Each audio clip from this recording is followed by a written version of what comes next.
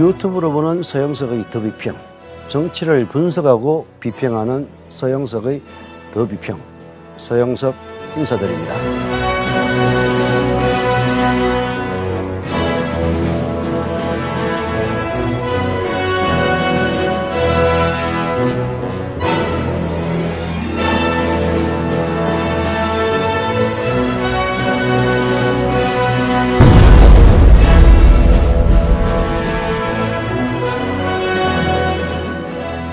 이번 방송은 이제 이낙연 후보가 결국 경선 결과를 승복하고 수용한 그 배경에 대해서 다뤄보겠습니다. 사실 뭐 이낙연 후보가 승복하든 불복하든 대세에 큰 지장은 없었다고 봅니다. 그러나 이 과정에서 드러난 몇 가지 사실들은 이번 대선을 짚어보는데 중요한 역할을 할 부분들이 없지 않아 있어서 오늘은 이 문제를 좀 다뤄볼까 합니다.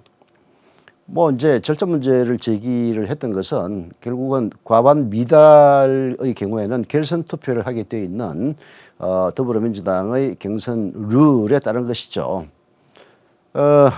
지금 그 이름도 참 그야말로 향수를 불러일으키는 신민당 시절 실제로 이런 일이 한번 있었습니다. 그때 이제 40대 기수론의 김영삼, 김대중이 붙었죠. 예선에서는 김영삼이 1위를 했습니다만은 과반을 득표 못했습니다. 그래서 결선 투표로 갔죠. 김영삼과 김대중. 그러나 결선에서는 김대중이 이철성과 연합을 합니다.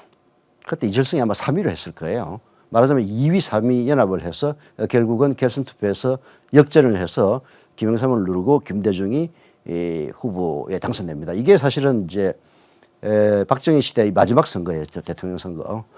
이번 그 선거에서 김대중 후보가 뭐 패배하긴 했습니다만은 돌풍을 일으키는 바람에 박정희가 이제 선거에 가지고는 도저히 정권을 연장 못하겠다 해서 유신으로 가는 계기를 제공했던 그런 선거이기도 합니다. 아마 그런 그 과거의 사례도 있고 해서 이낙연 후보가 며칠 버텼습니다만은 제 생각에는 결선 투표를 한다 해도 이재명 후보가 이겼을 것은 말할 필요도 없습니다. 막판 3차 경선 그 국민선거인단에서 3대 7로 이낙연 후보가 압도적으로 이겼으니 결선 투표를 하면 이길 수 있을 것 아니냐 뭐 이런 주장을 하는 사람도 있습니다만은 이재명 지지자들도 바보도 아니고 그 3대 7이라는 압도적인 숫자는 누가 봐도 이상한 숫자죠. 뭐 그게 뭐 대장동에 영향을 미쳤다고 주장을 한다손 치더라도 거의 70% 가까운 표를 이낙연 후보가 받는다는 것은 상식적이지 못합니다. 결국은 역선택이 작용했다고 보이는데요. 그런 역선택을 이길 만한 이재명 지지자들의 지지세 결집은 눈에 불을 보듯 뻔합니다. 따라서 결선 투표를 한다손 치더라도 사실은 이재명이 이겼을 것이고, 그리고 이런 그 당내 경선의 이 결과가 대선에 영향을 미치는 사례 그렇게 뭐 과거를 짚어보면은 크지는 않습니다. 불복이 대선에 영향을 미친 사례를 보면요, 사실은 1997년의 이인재 후보 그리고 2007년의 박근혜 후보 사례를 볼 수가 있는데요. 이인재는 사실 불복 출마를 해서 1997년에 실제로 DJ 김대중 대통령이 당선되는데 역할을 하긴 했습니다. 뭐 아시다시피 1997년 7월 21일 신한국당 경선에서 이해창이 압도적으로 앞서긴 했습니다만은 그때는 뭐 제가 만든 용어였나?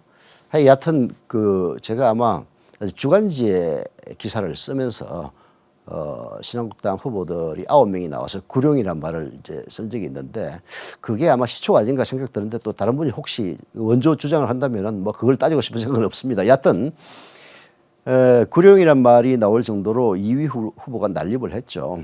지금 생각나는 사람 이름을 꼽기만 해도 이인재, 이한동, 이수성, 김덕용, 최병렬 뭐 이런 사람들 2위들이 있었는데 다 고만고만한 지지율이었습니다만은 합치면은 만만치가 않았죠. 결국 과반 투표에 실패해서 결선 투표에 들어가고 결선에서 이인재가 40% 이상을 득표하는 선제를 펼쳤습니다마는 결국은 이해창이 이겨서 후보로 확정됩니다. 근데 한 50일 후에 1997년 9월 13일이었죠. 탈당 후에 불복 출마를 합니다.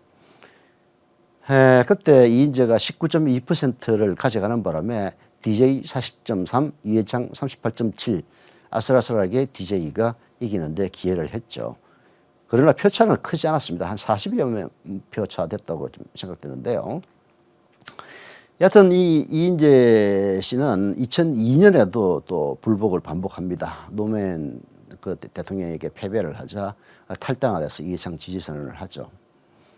뭐 그때 변명을 제가 기억나기로는 이번에 출마는 안 하지 않느냐, 지지선을밖에 안 한다 이런 얘기를 했습니다만은 여하튼 이제 페닉스 이인재를 해가지고 이인재가 망가지는 뭐 길을 이제 그때부터 본격적으로 갑니다. 2005년에는 이제 공직선거법 제57조 2항이 신설돼서 이른바 이인재법이 이제 만들어지는데요. 정당이 당내 경선, 여론조사 경선도 포함해서 당내 경선을 실시하는 경우에 후보자로 선출되지 아니한 자는 해당 선거의 본선 후보자로 등록할 수 없다 해가지고 경선에서 진 사람이 불복 출마하는 것을 법으로 막았습니다. 이거는 뭐 본선에 영향을 미친 예고요. 본선에 영향을 미치지 않은 예는 이제 박근혜 2007년 예입니다. 2007년은 이인재법에 의해서 사실은 아슬아슬하게 졌습니다만은 박근혜는 출마를 할 수 없었죠. 근데 그때 상을 생각해 보면 사실 박근혜 엄청나게 억울했을 겁니다.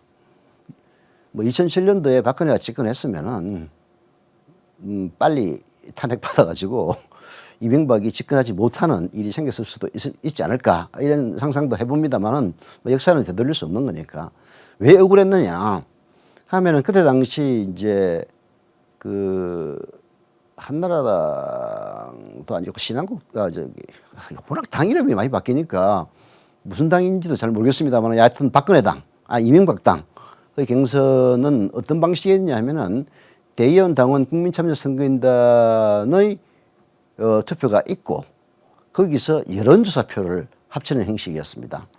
여론조사는 퍼센티지로 나오는데 이걸 어떻게 표로 계산하느냐 물어볼 수가 있는데요.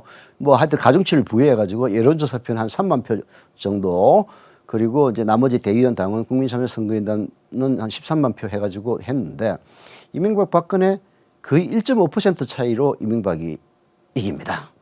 근데 이제 박근혜가 억울한 거는 대의원 당원 국민참여선거인단에서는 박근혜가 이겼어요. 그런데 여론조사 가중치를 좀 많이 주는 바람에 거기서 뒤집어지는 바람에 결국은 아슬아슬하게 지게 되죠.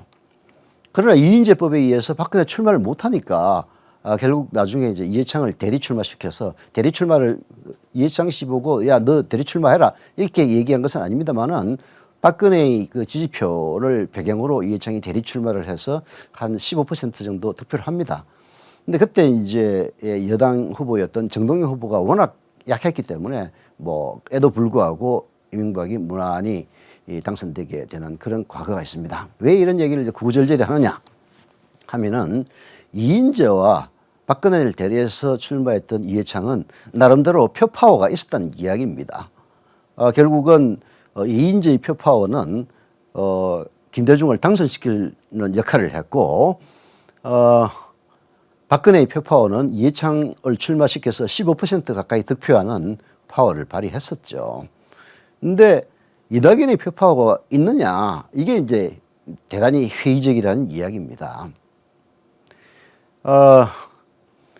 이낙연의 표는 뭐 조금 이따가 좀 더 설명을 더 드리겠습니다만 여론조사를 동원해서 사실은 이제 이재명의 지지와 큰 차이는 없습니다. 근데 국민경선 선거인단이라는 거는 그 당원이 아닌 사람들이 이제 투표를 하게 돼서 어쩔 수 없이 역선택이 들어가게 됩니다. 그래서 그런 역선택의 표는 사실 진정으로 더불어민주당을 지지하는 표라고 볼 수는 없는 거죠. 근데 이 역선택의 표가 항상 후보들을 헷갈리게 하고 오버하게 만드는 원인이 되는데요. 2017년 선거에서 안희정 후보가 아주 대표적인 예입니다. 안희정 후보가 대단히 선전 약진을 했는데요. 그때 당시 안희정 후보 욕 엄청나게 먹었습니다. 왜냐하면 보수표를 등에 업었기 때문에 그 문재인 후보와는 상당히 그 뭐랄까 그 포지션의 차이를 보였거든요. 그래서 그때 당시 더불어민주당을 지지했던 문재인 지지자들은 야, 다른 사람도 아닌 노무현의 보좌관을 했던 안희정이 어떻게 저런 포지션을 취할 수가 있느냐 이런 이야기까지 했었는데 그때 안희정의 지지표 상당수가 보수들의 역선택이었습니다. 그 표가 어떤 역할을 했는지는 그 선거 결과가 말해주는 거죠. 문재인이 압도적으로 홍준표를 이겼습니다. 결국은 이 이낙연을 지지했던 표파워, 특히 마지막 3차 국민 경선 선거인단의 표파워는 제가 보기에는 대다수 역선택이에요. 이재명이 싫고 이재명과 대결하는 그 야권의 후보가 너무나 별 볼 일 없어가지고 어떻게든 이재명을 후보로 만들지 않겠다는 그런 의지가 그런 식의 이 그야말로 뭐 도깨비 같은 선택을 가능하게 했다라는 것이 저희 생각이고 이건 뭐 증거는 없습니다만은 그야말로 합리적인 생각이 아닌가 하는 그런 느낌이 듭니다. 이낙연이 승복을 했습니다. 그러나 그 속셈이란 말이 좀 이상하게 그 순수한 우리말들이 좀 부정적인 의미로 많이 이제 쓰이는데요. 여하튼 뭐 저도 부정적인 의미로 썼습니다. 속셈은 결코 그러나 좋게 볼 수는 없습니다. 우선 바로 승복을 하지 않았다는 것이 문제인데요. 절차적인 문제를 제기하고 그 주변에 서른 씨 같은 사람들의 이야기들은 그야말로 정말 불쾌감을 불러일으키는 그런 물론 이제 그 더불어민주당을 지지하는 사람들은 뭐 좋아할지는 모르겠습니다만은 최소한 이성을 가진 사람들이라면은 정말 불쾌할 수밖에 없는 그런 발언들을 연연한 내뱉었는데요. 서른 씨는 뭐 배지를 달기 전부터 제가 봤던 사람입니다. 기자로서. 제가 봤던 사람들은 뭐 개인적인 친분은 없습니다만은 기자로서는 친분이 있죠. 근데 여하튼 뭐 정치적인 스탠스를 잘못 취하면은 사람들 망가지는 거는 그야말로 시간 문제더라고요. 서른 망가지는 거 보고 야, 참 진짜 과거 알았던 사람은 안타깝기도 하고 사람이 저렇게 되는구나 하는 생각이 들었습니다. 왜 이낙연의 속셈을 좋게 볼 수 없느냐 하면은 이렇게 시간 질질 끌면서 결국 했던 그 배경에는 결국은 이재명이 낙마했을 때 내가 어떤 이익을 얻을 것이냐 이런 것들이 생각이 깔려있기 때문에 좋게 볼 수가 없는 겁니다. 아마 주변에서 그렇게 얘기했을 겁니다. 경선을 이미 완주했기 때문에 불복 출마는 불가능합니다. 뭐 불복 출마를 한다면 그 미친 짓이지만은 결국 기대할 수 있는 것은 이재명이 대장동에 뭐 큰 혐의가 드러나가지고 중간에 후보를 바꾸는 수밖에 없는데 그 후보를 바꿀 때 이낙연이 그 수혜를 누리자면은 지금 괜히 쓸데없는 소리 해가지고 민주당 지지자한테 욕먹어가지고는 될 일도 안 됩니다. 만약에 계속 며칠 질질 끌었다면요. 그렇게 해서 뭐 가상에 가상을 걷어버리기 때문에 입에 내뱉기도 싫은 이야기이긴 합니다만은 만약 그렇게 해서 이재명이 낙마를 했을 때 아마 여론은 추미애한테로 갔으면 갔지 이낙연한테는 안 갔을 겁니다. 자, 그런 거는 사실은 아무리 이낙연이 바보라도 알 수 있는 일이기 때문에 결국은 승복을 했을 것이고 그런 그 배경을 누가 봐도 빤히 알기 때문에 그 속셈을 좋게 볼 수가 없는 겁니다. 저는 그 지난 방송에서 이번 싸움은 이재명과 대장동의 싸움이 된다고 그렇게 얘기를 했습니다. 대장동이 이재명의 가장 약한 고리라고 보는 야당과 그리고 보수 언론들 그리고 윤석열이나 홍준표로는 도저히 이기기에 역부족인 인물들이라는 점을 스스로도 잘 알고 있기 때문에 이재명을 거꾸로 때려야만이 우리가 이긴다. 이런 전제 속에서 공격이 되는 겁니다. 이런 전제 속에서 공격이 계속되는 것이기 때문에 그런 이낙연의 속셈, 이재명이 거꾸로 진다면 그 수혜를 내가 입지 않을까. 그러기 위해서는 지금 깨끗하게 승복하는 모습을 보이는 게 좋다. 이런 따위의 일들이 결코 좋게 보일 수 없는 거죠. 마지막으로 짚어볼 것은 이렇게 이낙연이 막판에 국민경선 선거인단에서 3대7로 아주 대압승을 거뒀는데 그런 불복 표심들이 정말로 있느냐 없느냐 하는 문제 잠깐 짚어봐야 될 것 같습니다. 국민경선 선거인단의 근본적인 맹점인데요. 국민경선을 하는 이유는 우리끼리 이 후보를 선정해봤자 국민 전체의 민심을 잘 알지 못한다 해서 국민들께 당원이 아닌 즉 민주당을 지지하든 지지하지 않든 우리 후보들 중에서 좋은 사람을 골라봐라. 이런 취지에서 만든 것이 국민경선 선거인단인데요. 이제 참 2002년 인터넷이 막 태동해서 정치에 영향을 막 미치기 시작할 때 그때 제가 서프라이즈를 만들어서 그때 그 인터넷 민심이 어떻게 전체 국민 표심을 뒤흔드는지 제가 스스로 경험해 봤던 사람입니다. 근데 20년 정도 지나니까 이 파워가 너무 커졌어요. 인터넷 커뮤니티가 발달해서 수십만 표 정도는 표심을 왜곡시킬 수 있는 그런 파워로 성장을 했습니다. 사실 2017년 안희정의 예도 그렇고 이번 2022년 이낙연의 예에서도 봅니다만은 이런 그 인터넷 커뮤니티의 발달로 인한 표심 왜곡 정도가 실제로 한 정당의 경선 지지표에 큰 영향을 미칠 수 있겠다라는 생각까지 들게 할 정도입니다. 그래서 과연 국민 경선 선거인단이 필요한 것인가 하는 근본적인 회의를 느끼게 만드는 것인데요. 물론 에도 불구하고 제가 아까 말씀드렸다시피 정말로 결선 투표가 있었다면 또 다른 표 결집 효과가 있어서 결코 그런 의도가 이길 수 없다. 그래서 국민 경선 선거인단이 불필요하다라는 주장을 꼭 맞는 얘기는 아닙니다. 그러나 국민 경선 선거인단이 갖고 있는 문제점을 꼭 한번 짚고 넘어야 되기 때문에 제가 말씀을 드린 겁니다. 자, 이게 왜 표심 왜곡이냐 하는 것은 10월 2주차 오마이뉴스 리얼미터 조사를 보면 드러납니다. 물론 이거는 이낙연이 승복하기 이전에 한 조사이기 때문에 조금 다를 수가 있는데요. 제가 보기에는 큰 차이는 없다고 생각이 듭니다. 이낙연을 지지했던 사람들 중에서 내년 대선에 이재명을 지지하겠다고 한 사람은 13 내지 14%에 불과했습니다. 즉 이재명 대 이제 이낙연 지지자 중에서 이재명 대 윤석열로 했을 때는 이재명을 14.2% 지지하고 윤석열을 40.3% 지지한다고 나옵니다. 이재명 홍준표를 대입하면요. 13.3% 대 29.9% 나옵니다. 즉 이낙연 지지자 중에서 내년 대선에 이재명을 지지하겠다라는 사람은 13 내지 14%밖에 안 되고 윤석열을 지지하겠다는 사람이 한 40%를 넘었습니다.